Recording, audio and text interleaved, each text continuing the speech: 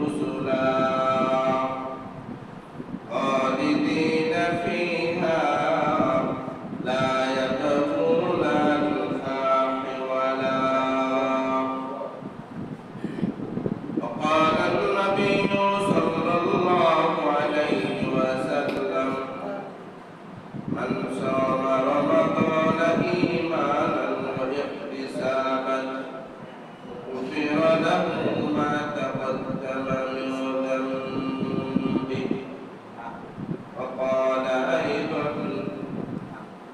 بل تؤثرون الحياة الدنيا والآخرة خير وأبقى.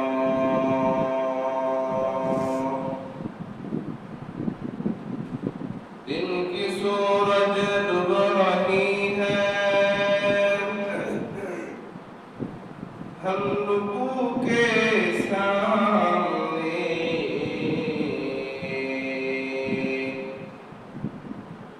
रोज महशर में किया जवाब है मुस्तफा के सामने। यहाँ हम सब मुसाफिर हैं, वही आखिर ठिकाना। वे आगे रवाना है, वे पीछे रवाना।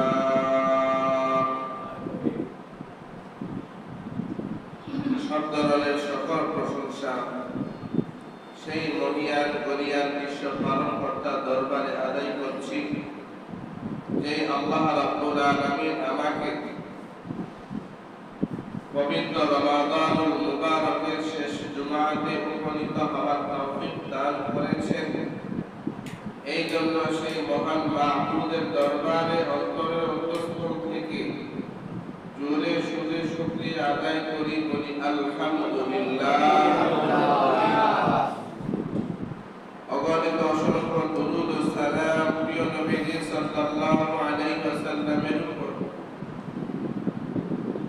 লক্ষ কোটি দুরূদ ও সালামের মধ্য থেকে আমরা একবার দুরূদ পড়লে সকলে বলি সাল্লাল্লাহু আলাইহি ওয়াসাল্লাম। সম্মানিত মুসল্লিয়ানে কেরাম, আজ সাতাশ রমজান, দেখতে দেখতে রমাদান বিদায় দেওয়ার পথে।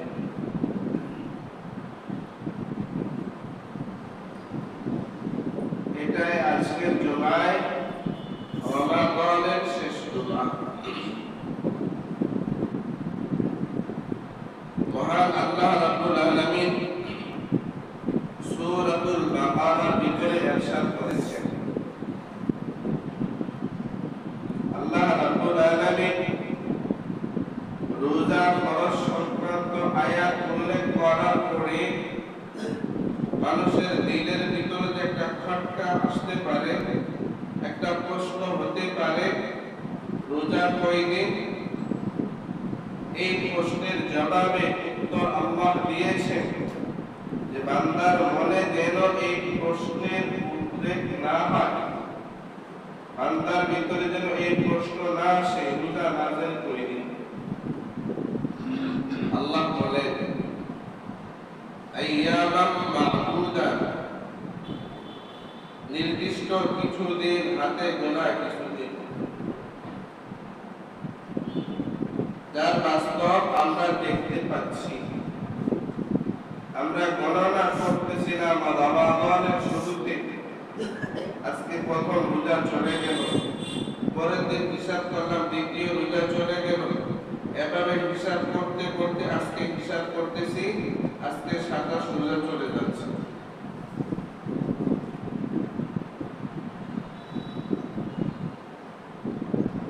হতে পারে কারণ জীবনে এটাই শেষ রমাদান, কারণ হায়াতের ব্যাপারে কে কতটুকু পরিমাণ হায়াত পাবো কেউ জানে না, কে কখন মৃত্যুবরণ করবে এটাও কেউ জানে না।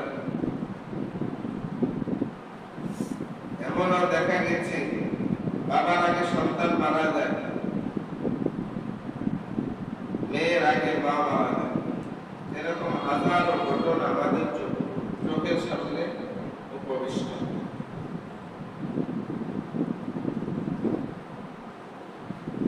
এই জন্য হায়াতে জিন্দেগিটাকে কেমন কাটাইলাম, কিভাবে কাজে লাগাইলাম, সেটাই এখন ভাববার বিষয়। যে রমাদান ছিল, ইবাদতের একটা মাস ছিল, একটা নফল ইবাদত করলে একটা ফরজের সমান সওয়াব আল্লাহ দিয়ে দিয়েছে। একটা ফরজ ইবাদত আদায় করলে 70টা ফরজ ইবাদতের সমপরিমাণ সওয়াব আল্লাহ আমলনামায় দিয়ে দিয়েছে। মাসটা হাতছাড়া হয়ে যাচ্ছে,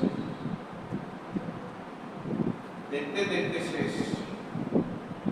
আবার চক্ষু বন্ধ করলে 2-3 দিন এমনি চলে যাবে।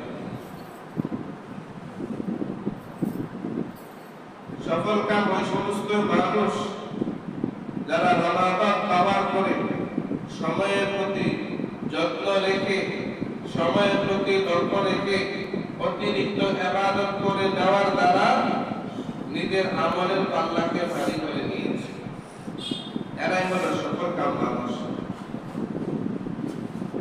আর হাদিসের ভিতরে আল্লাহ নবী সাল্লাল্লাহু আলাইহি ওয়াসাল্লাম ইরশাদ করেন, সকল মানুষ কারা, চালাক মানুষ কারা? নবীজি সাল্লাল্লাহু আলাইহি ওয়াসাল্লাম ইরশাদ করেন, قال النبي صلى الله عليه وسلم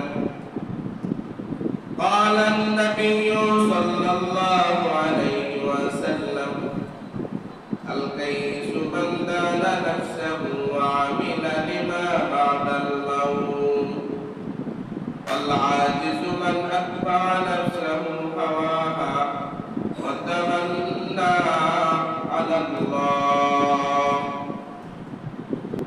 الله نبي বিশ্ব নবী রাহমাতুল লিল আলামিন নবী এরশাদ ফরমান, চালাক মানুষ, সফল মানুষ হলো ওই ব্যক্তি আল কাইয়িস মান দানা নাফসাহু, যে নিজের হিসাব নিজে গ্রহণ করে।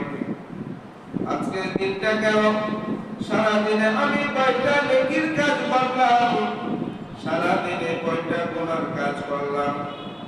রাতে শোয়ার সময় বান্দা এই চিন্তা করে, নেক কাজ করার কারণে সে আল্লাহ তাআলার দরবারে বলে আলহামদুলিল্লাহ, গুনার কাজ করার কারণে বান্দা আল্লাহ তাআলার কাছে বলে আস্তাগফিরুল্লাহ, বান্দা আল্লাহর কাছে ক্ষমা চায়। যে ব্যক্তি নিজের হিসাব নিজেই নিতে পারে, এই ব্যক্তি হলো চালাক মানুষ। সারাদিন আমার কয়টা অন্যায় হয়ে গেল, কয়টা নেকির কাজ করতে পারলাম না, যে নিজের হিসাব নিজে দেয়, সেই ব্যক্তি হলো সফল মানুষ। এই জন্য বুজুর্গদের পরিভাষায় এটাকে বলা হয় মুহাসাবা। এটাকে বলা হয় মুহাসাবা, মানে নিজের হিসাব নিজে নেওয়া। নিজের হিসাব নিজে কেন নেবে?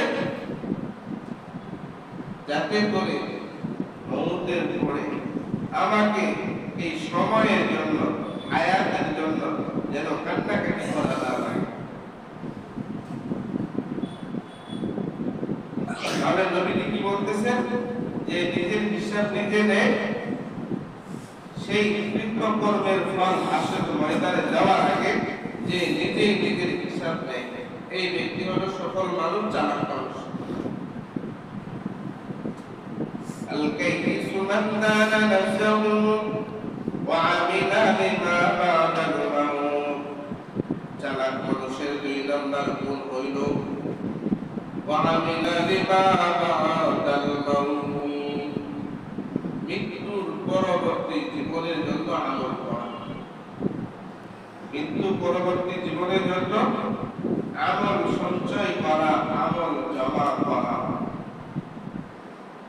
যে ছেলেটা বিদেশ গিয়ে 10 বছর 20 বছর বিদেশে কর্ম করব, সে যদি বিদেশে থাকা অবস্থায় ভবিষ্যৎ জীবনের জন্য কর্ম না করে, সঞ্চয় না করে, তার এই বিদেশ থাকার দ্বারা কোনো লাভ হলো না।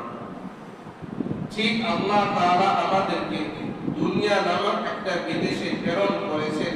এই বিদেশের কাজই হইল পরবর্তী জীবনের জন্য নেকি সঞ্চয় করা, নেকি জমা করা। যদি না করি আমরা দুর্ভাগা হতভাগা।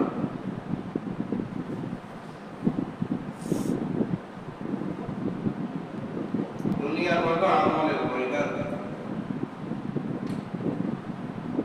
নবীজি সাল্লাল্লাহু আলাইহি ওয়াসাল্লাম যখন মিরাজে গেলেন, সপ্তম আসমানে বাইতুল মামুরের পাশে হযরত ইব্রাহিম আলাইহিস সালাতু ওয়াস সালামের সাথে দেখা। ইব্রাহিম আলাইহিস সালাতু ওয়াস সালাম আমার আপনার নবীকে বললেন, হে মুহাম্মদ সাল্লাল্লাহু আলাইহি ওয়াসাল্লাম, জান্নাত হলো ফাঁকা ময়দান, জান্নাত ফাঁকা ময়দান। আপনার উম্মতকে গিয়ে বললেন তারা যেন সেই ফাঁকা জায়গাটাকে বৃক্ষরোপণ করে, তারা যেন সেই ফাঁকা জায়গাটাকে কাজে লাগায়, ফাঁকা জায়গায় বৃক্ষরোপণ করে। কারণ বৃক্ষরোপণ করলে, গাছ লাগাইলে পরবর্তী জীবনে আমার জন্য ফল খাওয়ার একটা সুবর্ণ সুযোগ থাকে। যদি গাছ না লাগায় ফল খাওয়ার সুযোগ থাকে না, কিনে খেতে হবে। তাহলে জান্নাতের গাছ কেমনে লাগাবো? ইব্রাহিম আলাইহিস সালাতু ওয়াস সালাম নবীকে শিক্ষা দিলেন, মুহাম্মদ সাল্লাল্লাহু আলাইহি ওয়াসাল্লাম শোনো, তোমার উম্মতকে গিয়ে বলো তারা যেন সুবহানাল্লাহ, আলহামদুলিল্লাহ, আল্লাহু আকবার এই জিকিরগুলো তারা যেন বেশি বেশি করে করে। কেউ যদি সুবহানাল্লাহ বলে, কেউ যদি একবার সুবহানাল্লাহ বলে, একবার সুবহানাল্লাহ বলার কারণে ওই ব্যক্তির নামে জান্নাতে একটি গাছ লাগানো হবে। আর ওই গাছটা লাগানোর পর পর এই গাছটা বড় হয়ে এত পরিমাণ ছায়া দেয়, একটা আরাবিয়ান ঘোড়া, দ্রুত এবং তেজি একটা ঘোড়া একাধারে যদি 500 বছর পর্যন্ত দৌড়ায়, সেই গাছের ছায়া শেষ করতে পারবে না। এই জন্য এই জিকির আজকাল করা বেশি বেশি করে করা। সুযোগ ছিল একবার সুবহানাল্লাহ বললে 70 বার সুবহানাল্লাহ বলার সমপরিমাণ সওয়াব, একবার আলহামদুলিল্লাহ বললে 70 বার আলহামদুলিল্লাহ বলার সওয়াব ছিল। সময় চলে দেখতেছে, সময় শেষ হয়ে যাচ্ছে। অফার যেটা ছিল, অফারের সময় একেবারে কাছাকাছি চলে আসছে। 4 ঘন্টা আগে অফার থাকবে না।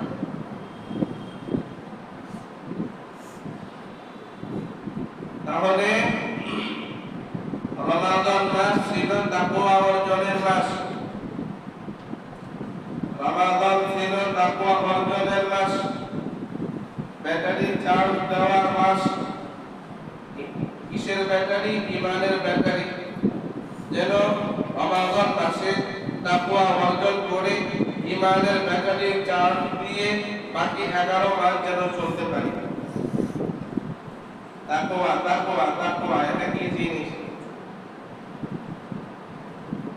লাআল্লাকুম তাত্তাকুন, যেন মুত্তাকি হইতে পারো, তাকওয়া হইতে পারো।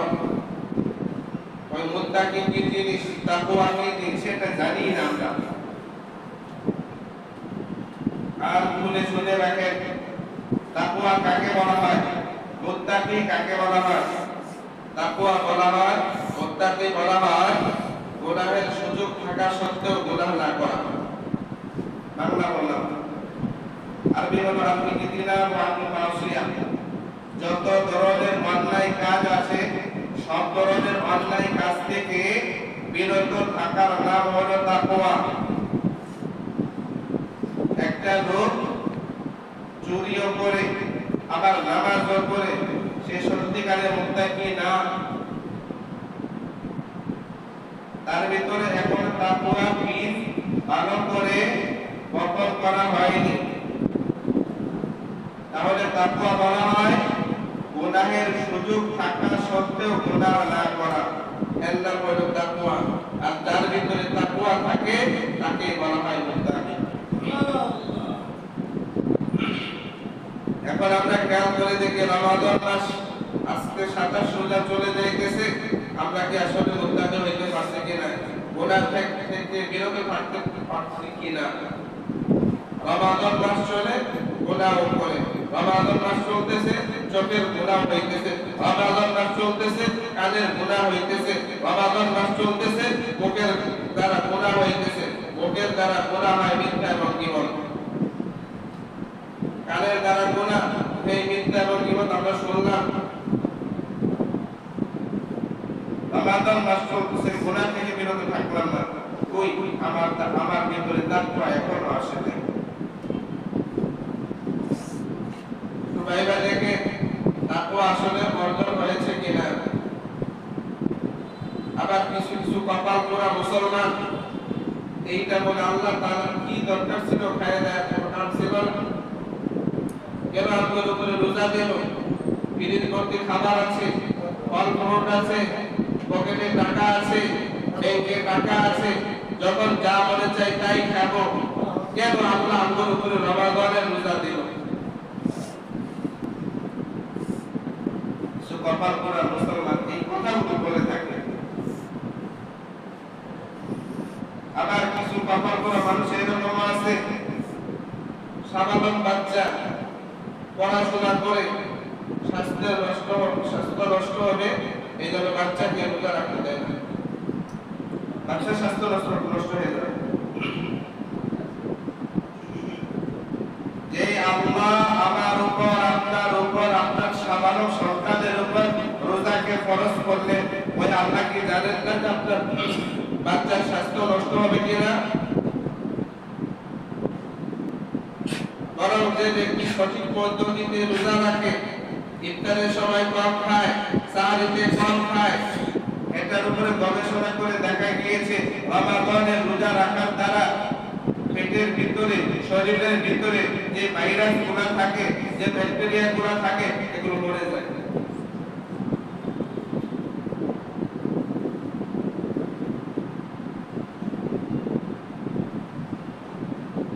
রমাদান শেষ, প্রায় আর মাত্র 3-4 দিন বাকি আছে।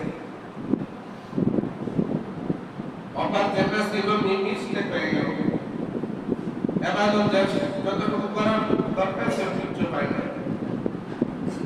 এই জন্যই নিজেই বুকের মধ্যে হাত দিয়ে একটু চিন্তা তৈরি, রাতে বালিশে মাথা দিয়ে একটু চিন্তা, লাইটটা বন্ধ করে একটু চিন্তা করে দেখি আসলে রমাদান মাস ছিল তাকওয়া অর্জনের মাস, আমার দ্বারা তাকওয়া অর্জন হয়েছে কিনা। অথচ আল্লাহ তাআলা কোরআনে কারীমের ভিতরে ইরশাদ করেন, ইন্না আকরামাকুম ইনদাল্লাহি আতকাকুম, ইন্না আকরামাকুম ইনদাল্লাহি আতকাকুম। তোমাদের মধ্যে ওই ব্যক্তি বেশি সম্মানিত যে ব্যক্তি তাকওয়ার দিক দিয়ে এগিয়ে আছে। এই ব্যক্তি গুনাহ থেকে বিরত থাকে, গুনাহের সুযোগ থাকলেও গুনাহ করে না, সুদ খাওয়ার সুযোগ আছে সুদ খায় না, ঘুষ খাওয়ার সুযোগ আছে ঘুষ খায় না, একাকী মোবাইলের ভিতরে এমপিও আছে, গুনাহ করার সুযোগ আছে এরপরেও গুনাহ করে না। এটার নাম হলো তাকওয়া, গুনার সুযোগ থাকার পরেও গুনাহ না করা, এর নাম হলো তাকওয়া। বড় নারী দেখার সুযোগ আছে, আমি রাস্তাঘাটে বের হয়ে গিয়ে অন্যের মহিলাকে দেখতে পাবো, বড় নারীকে দেখতে পাবো, এটা দেখার আমার সুযোগ আছে, দেখার সুযোগ থাকার পরেও না দেখা, এর নাম হলো তাকওয়া। যদি কোনো বুড়া মানুষ হয় যে আপনার মহিলা আমার প্রতি টান নাই, মহিলা আমার দেখতে ভালো লাগে না, মহিলাদের প্রতি আমার রুচি কম, তাহলে এটা মিথ্যা কথা। তোমার যে যৌবন ছিল সেই যৌবনকালে তুমি কি কাজ করেছো সেটা ভেবে দেখো। এখন তো বুড়া হয়ে গেছো, তোমার রুচি খুব কম, তুমি যদি এখন বলো যে আমি মুত্তাকি হয়ে গেছি, এটা বিশ্বাস করার কথা না। কারণ তোমার এখন সেই বয়সটা নাই, কারণ বুড়া হয়ে গেলে তো সবাই সোজা হয়ে যায়, তারপর দাম থাকে। এই জন্য এই রমাদান মাস হলো তওবার মাস। যে ব্যক্তি সঠিক পদ্ধতিতে রমাদানের রোজাগুলো রাখে, নবী ইরশাদ করেন, মান সামা রমাদান ঈমানান ওয়া ইহতিসাবান, যে ব্যক্তি রমাদান মাস পাওয়ার পরে আল্লাহ তাআলার উপর বিশ্বাসী হইয়া সওয়াবের আশা নিয়ে রমাদানের রোজাগুলো রাখে, নবীজি বলেন, কুফিরা লাহু মা তাকাদ্দামা মিন যামবি, আল্লাহ তাআলা ওই বান্দার পিছনের জীবনের সমস্ত গুনাহকে মাফ করে দেন। দুইটা উদ্দেশ্য, একটা হলো আল্লাহর উপরে ঈমান এনে আল্লাহকে বিশ্বাস করে, দুই নাম্বার হলো সওয়াবের আশা নিয়ে। কেউ যদি রমাদানের রোজা রাখে, নবীজি বলেন আল্লাহ ওই বান্দার পিছনে জিন্দেগীর সমস্ত গুনাহকে মাফ করে।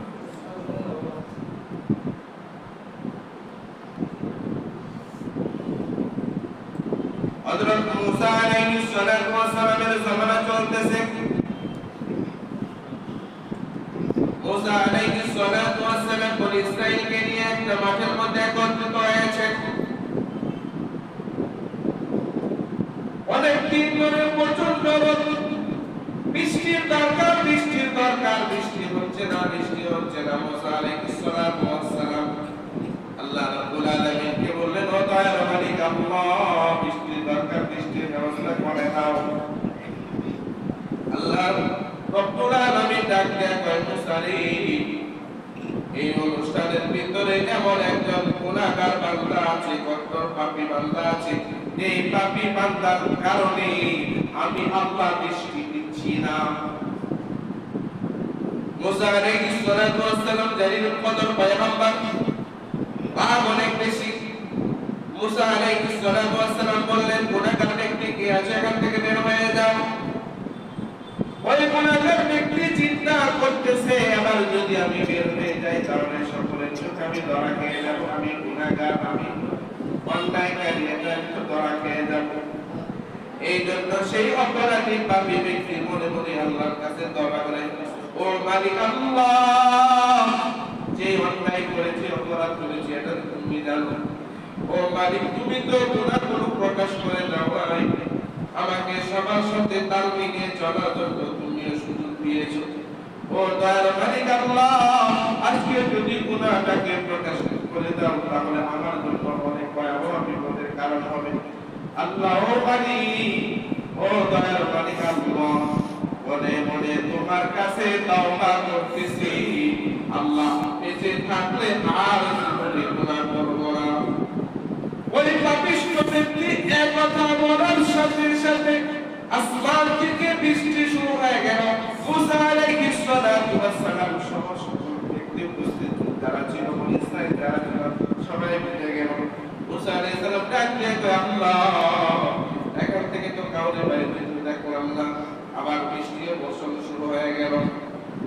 আল্লাহ ডাক দিয়ে কয়, মুসা রে, যে ব্যক্তি পাপিষ্ঠ ব্যক্তি ছিল, অন্যায় অপরাধকারী ছিল, ওই ব্যক্তি আমার কাছে এমন তওবা করেছে, এমন তওবা করেছে, এই তওবাটা যদি বনি ইসরাঈলের মাঝে ভাগ করে দেই তাহলে সবার ক্ষমার জন্য যথেষ্ট হয়ে যাবে। যদি ভাগ করে দেন সবাই ভাগ করতে হবে। এই জন্য আল্লাহ তাআলার কাছে বড় দাম তওবা।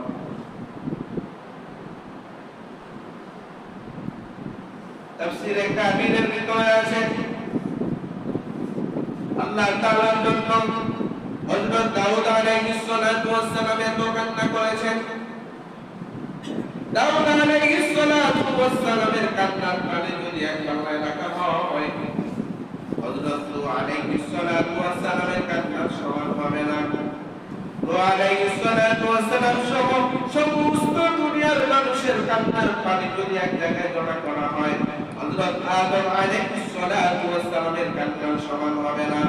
হযরত আদম আলাইহিস সালাতু ওয়াস সালাম সহ সারা দুনিয়ার সমস্ত মানুষের কান্নার পানি যদি এক জায়গায় জমা করে রাখা হয়, হযরত নবী মুহাম্মদ রাসূলুল্লাহ সাল্লাল্লাহু আলাইহি ওয়াসাল্লামের তায়েফের ময়দানে যে কান্নাকাটি করেছে সেই কান্না সমান হবে না।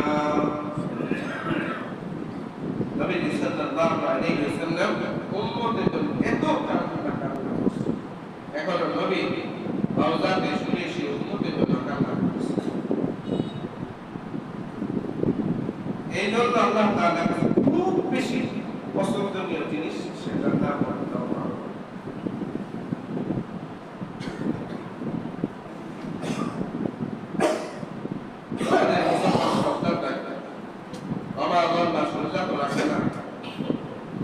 রমজান মাস আসলে পুরুষ নামক মহিলা হয়ে যায়, হোটেলের সামনে পর্দা দিয়ে রাখা, অথচ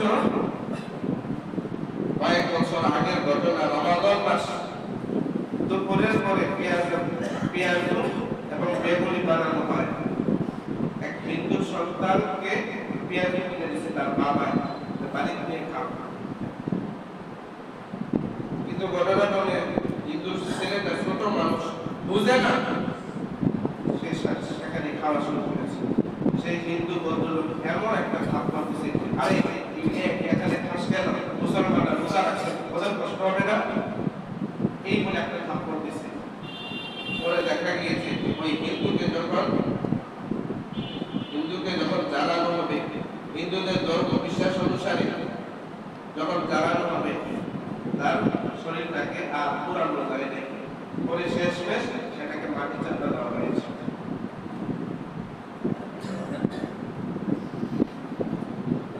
এই জীবনটা হলো ধোঁকার জীবন আমার ভাইয়া, দুনিয়া এগুলা আমার দাম হলো দুনিয়ার জীবন, ধোঁকার জীবন।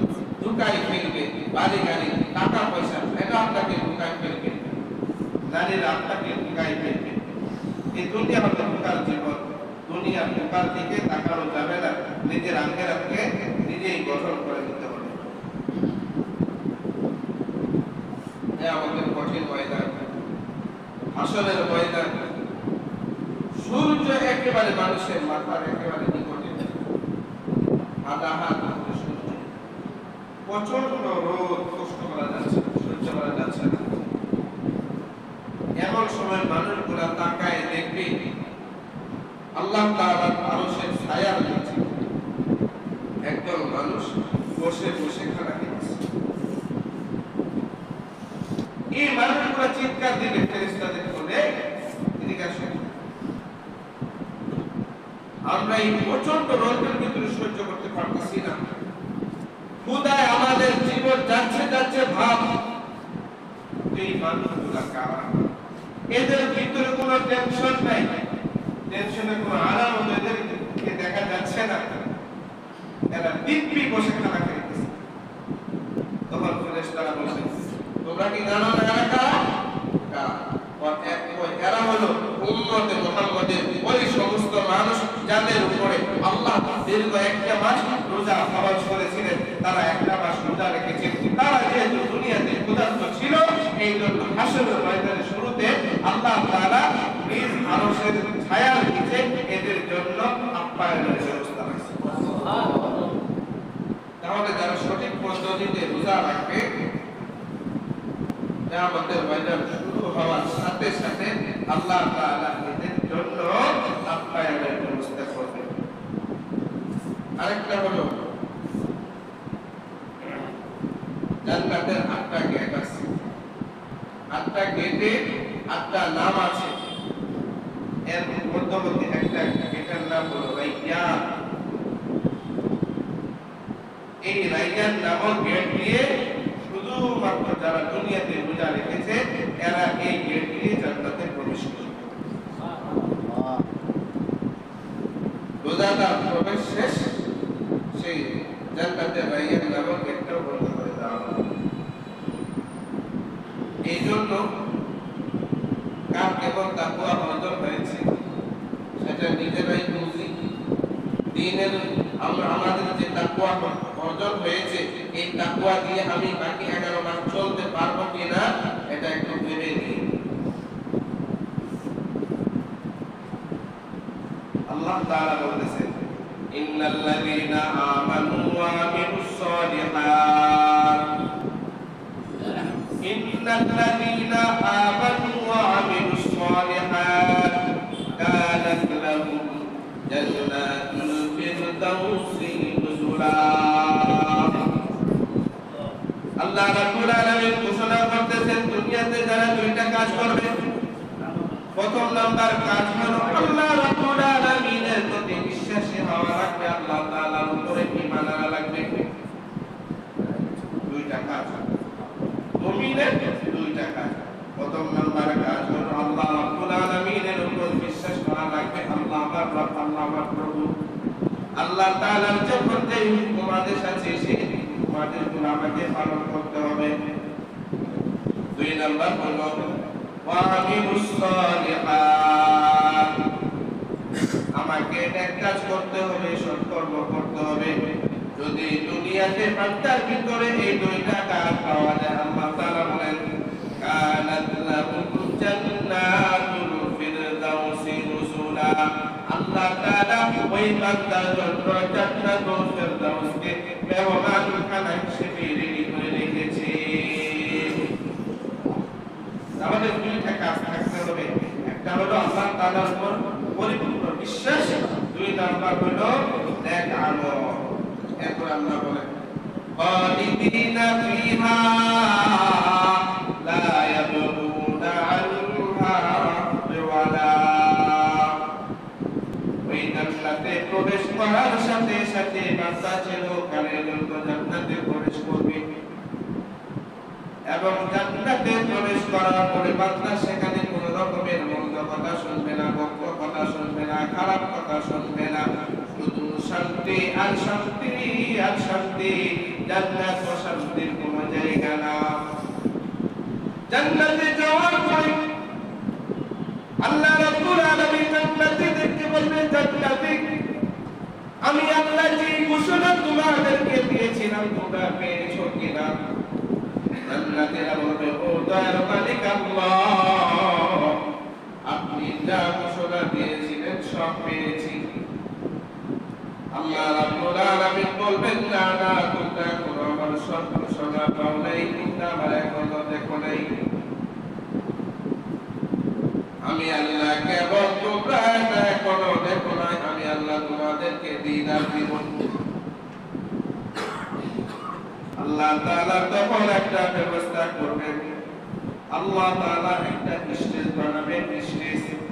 ওই স্টেজের মধ্যে ১৬ লক্ষ নবীগণ থাকবে, স্টেজের সামনে কোটি কোটি মুসলমানরা থাকবেন। আল্লাহ তাআলা দাউদ নবীকে বলবেন, দাউদ পড়ো। আল্লাহ রাব্বুল আলামিন দাউদ নবীকে বলবেন, দাউদ তুমি পড়ো। আল্লাহ রাব্বুল আলামিনের এই ঘোষণার সাথে সাথে দাউদ আলাইহিস সালাতু ওয়াস সালাম পবিত্র কুরআনের হাফেজ হয়ে যাবেন। হযরত দাউদ আলাইহিস সালাতু ওয়াস সালাম যখন সূরা দাহর পড়বেন, সূরা দাহর পাঠ করা শেষ, দাউদ আলাইহিস সালাতু ওয়াস সালামের জবানের কণ্ঠ শুনে জান্নাতীরা এমন মুগ্ধ হবে, এমন পাগল পারা হবে। দাউদ আলাইহিস সালাতু ওয়াস সালামের তেলাওয়াত শেষ হওয়ার সাথে সাথে জান্নাতীরা 4 লক্ষ বছর পর্যন্ত বেহুশ থাকবে। 4 লক্ষ বছর কোরআন মুখে আসার পর আল্লাহ তাআলা আপনার নবীকে বলবেন, মুহাম্মদ তুমি পড়ো। তখন আমার আপনার নবী পবিত্র কোরআনের সূরা ইয়াসিন পাঠ করবেন। আমার আপনার নবীর জবানে শুনে কণ্ঠ শুনে জান্নাতীরা এমন মুগ্ধ হবে, এমন পাগল পারা হবে। আমার নবীর জবানের তেলাওয়াত শুনে জান্নাতীরা 8 লক্ষ বছর পর্যন্ত বেহুশ থাকবে। 8 লক্ষ বছর পরে তখন বসে আসবে সকল জান্নাতীরা এবার এক বাক্যে সকলে এক কণ্ঠ হয়ে আল্লাহকে বলবে, ও দয়ার মালিক আল্লাহ, তোমার নবী দাউদের জবানে সূরা দাহর শুনলাম, তোমার নবীর জবানে সূরা ইয়াসিন বললাম। আল্লাহ গো, আমরা সবাই মিলে আপনার কাছে দাবি করতেছি, আপনার পবিত্র জবান দিয়া, আপনার বরকতি জবান দিয়া কোরআনে কারীমের একটা সূরা শুনতে চাই। তখন আল্লাহ রাব্বুল আলামিন নিজের কণ্ঠে পবিত্র কোরআনের জাতীয় সংগীত সূরা আর রহমান পাঠ করবেন। আল্লাহ রাব্বুল আলামিন পাঠ করা শুরু করবেন। আমরা তো সাধারণত পড়ি আর রহমান আল্লামাল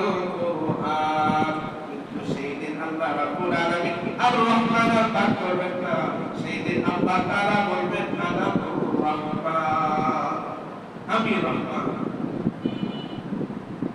আল্লাহ রাব্বুল আলামিন পবিত্র জবানে, বরকতি জবানে সূরা আর রহমান শোনার পরে জান্নাতের আল্লাহ তাআলার জবানে কণ্ঠ শুনে শুনে সূরা আর রহমান যখন তেলাওয়াত শুনবে, আল্লাহ তাআলার বরকতি জবানে তেলাওয়াত শুনে জান্নাতের 2 কোটি বছর পর্যন্ত বসে থাকবে।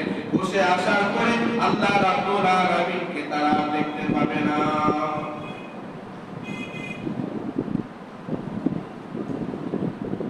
আমাদের সবার ইচ্ছা আছে জান্নাতে যাওয়ার লাগে। আল্লাহ তাআলা আমাদের সকলকে কবুল আর মঞ্জুর করুন, সবাই বলে আমিন। এখানে যেরকম আমি একত্রিত হয়ে বসে রয়েছি, আল্লাহ তাআলা আমাদের সকলকে জান্নাতের সেই বরকতপূর্ণ জায়গায় একত্রিত হয়ে আল্লাহ তাআলা জান্নাতে বসে দাউদ আলাইহিস সালাতু ওয়াস সালাম নবীদের জবান এবং আল্লাহ তাআলার কুদরত জবানে সেই সূরাগুলো যেন শুনতে পারি, আল্লাহ তাআলা আমাদের সকলকে তৌফিক দান করুন। আমিন। ওয়া আখিরু দাওয়ানা আলহামদুলিল্লাহি রাব্বিল আলামিন।